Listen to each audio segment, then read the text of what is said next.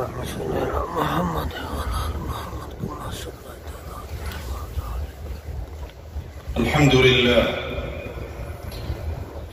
الحمد لله الذي اختص بعض عباده بحبه واجتباهم بمنة معيته وقربه، وأشهد أن لا إله إلا الله وحده لا شريك له شهادة مقر بلسانه موقن بقلبه، وأشهد أن نبينا وسيدنا محمدًا عبده ورسوله الداعي إلى الهدى على بصيرة من ربه، صلى الله عليه وعلى آله وصحبه وأتباعه وأوليائه وجنده وحزبه.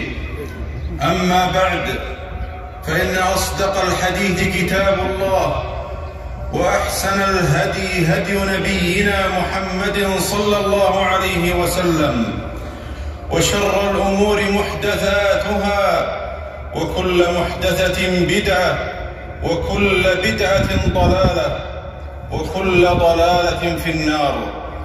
وإنما توعدون لآت وما أنتم بمعجزين. واعلموا رحمكم الله أن تقوى الله عنده هي ميزان الكرامة، وأنها استقامة السر وسر الاستقامة. إن أكرمكم عند الله أتقاكم، إن الله عليم خبير. التقوى سلم إلى مدارج الكمالات، ومرتقى إلى معارج الكرامات. معاشر المؤمنين والمؤمنات، إن الحب الصادق الذي يغمر القلوب الشفيفة من أرق المشاعر الإنسانية وأرقاها وأصدقها وأنقاها. ولكم عبر البلغاء وحبر الفصحاء فيه من بدائع القول ومحاسن الكلم ما يحرك سواكن العاطفة ويستثير كوامن الشعور، إلا أن هنالكم نوعا من الحب يتسنم مراتبه ويعتلي منازله، لأنه يتسامى عن قيود الماديات والدنيويات، ويتعالى عن حدود الشهوات الدنيات، ولأنه يفيض ذلك الحب المنهمر من القلب إلى مبدع ذلك القلب وخالقه. إنه حب الله تعالى وتقدس، ذلكم الحب الذي يهب على النفوس في هجير الحياة كالنسيم العليل، وتتفيأ القلوب في مسيرها ظله الظليل. أيها المؤمنون والمؤمنات، إن الحب هو أحد أصلي العبودية التي تقوم على ساقين وتطير بجناحين: كمال الحب وكمال الذل والانكسار والخضوع. فالعبادة ما يجمع كمال الأمرين معا، ولهذا لا تكون العبادة إلا لله. إن محبة الله جل شأنه هي روح العبادة وحقيقتها وسرها، فإنه لا يستحق أحد كمال ذلك الشعور وبذل منتهاه وبلوغ غايته إلا أن يكون محبوبا لذاته ومحبوبا من كل وجه. وليس شيء يحب لذاته ويحب من كل وجه إلا الله جل وعز وحده، فلذلك لا يستحق أحد العبودية ولا كمال المحبة سواه.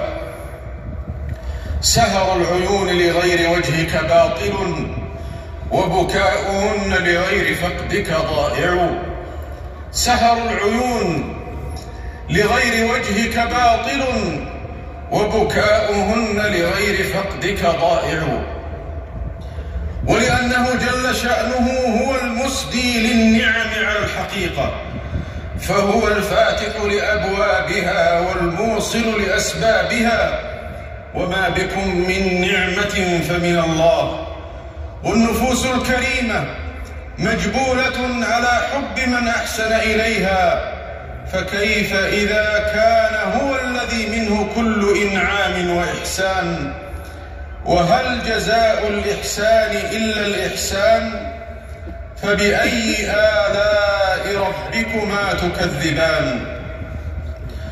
ولذلك المعنى الجليل قال صلى الله عليه وسلم: سيد الاستغفار أن يقول العبد: اللهم أنت ربي لا إله إلا أنت، خلقتني وأنا عبدك وأنا على عهدك ووعدك ما استطعت، أعوذ بك من شر ما صنعت، أبوء لك بنعمتك علي وأبوء لك بذنبي فاغفر لي فإنه لا يغفر الذنوب إلا أنت. فالعبد بقوله في استغفاره: أبوء لك بنعمتك علي وأبوء لك بذنبي، يجمع بين ملاحظة منة الله عليه ومطالعة عيب النفس ونقصان العمل. فملاحظة صنوف المنن تحمله على كمال المحبة، فملاحظة صنوف المنن تحمله على كمال المحبة لموليها ومسديها، ومطالعة عيب النفس ونقصان العمل تحمله على كمال الذل والانكسار والافتقار والتوبة كل وقت. فهو يرى أنه بالغ الغاية من التقصير في حق من غرق في بحار نعمته وجر أثواب منته، فمهما اجتهد في حق مولاه فإنه يقر بأن ذلك ما كان إلا بفضل منته عليه وتوفيقه إليه. فحاله كما قال القائل: أزجي له درر الثناء وإنما أزجي له ما كان من نعمائه، كالبحر يمطره السحاب وما له فضل عليه لأنه من مائه. ولما كان نبينا صلى الله عليه وسلم أعلم الخلق بالله وأكملهم عبودية لمولاه، كان أكثرهم له استغفارا وتوبة وإنابة. قال أبو هريرة رضي الله عنه: سمعت رسول الله صلى الله عليه وسلم يقول: والله إني لأستغفر الله وأتوب إليه في اليوم أكثر من 70 مرة. هذا وهو صلى الله عليه وسلم قد غفر له ربه ما تقدم من ذنبه وما تأخر، ولكنها المحبة الصادقة التي تترجم تلك العبودية الكاملة من ذلك النبي الكريم صلوات الله وسلامه عليه. إخوة الإيمان، إن المؤمن حين يتفكر في جليل صفات الله وجزيل مننه عليه يتعاظم في قلبه حبه حتى يكون الله ورسوله أحب إليه مما سواهما، وحالئذ يذوق حلاوة الإيمان وينعم بأنس العبودية. عن أنس بن مالك رضي الله عنه عن النبي صلى الله عليه وسلم قال: 3 من كن فيه وجد حلاوة الإيمان: من كان الله ورسوله أحب إليه مما سواهما، ومن أحب عبدا لا يحبه إلا لله عز وجل،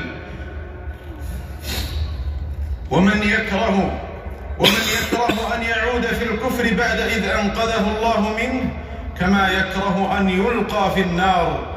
فالاستكثار من أسباب محبة الله في الحقيقة إنما هو ازدياد من أسباب النعيم في الدنيا، ونهل من موارد السرور، وإقامة بديار الأنس.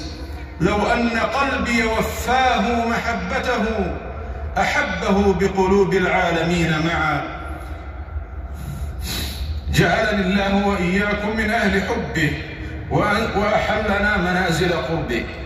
جعلني الله وإياكم من أهل حبه وأحلنا منازل قربه. وبارك لي ولكم في الكتاب والسنة، وجعل محبته وتقواه لنا خير زاد وجنة. أقول ما سمعتم وأستغفر الله لي ولكم فاستغفروه إنه كان عفوا غفورا.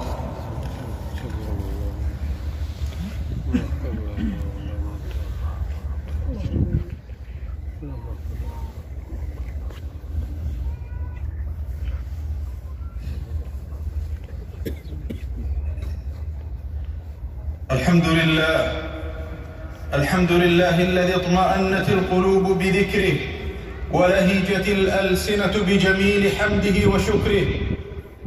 وسع كل شيء بعلمه ورحمته، وظهر في كل أمر دقيق حكمته. وصلى الله على نبينا محمد خيرته من خلقه وصفوته من بريئته، وعلى آل بيته وعترته وصحابته، ومن اهتدى بهديه وسلك سبيله واستنى بسنته.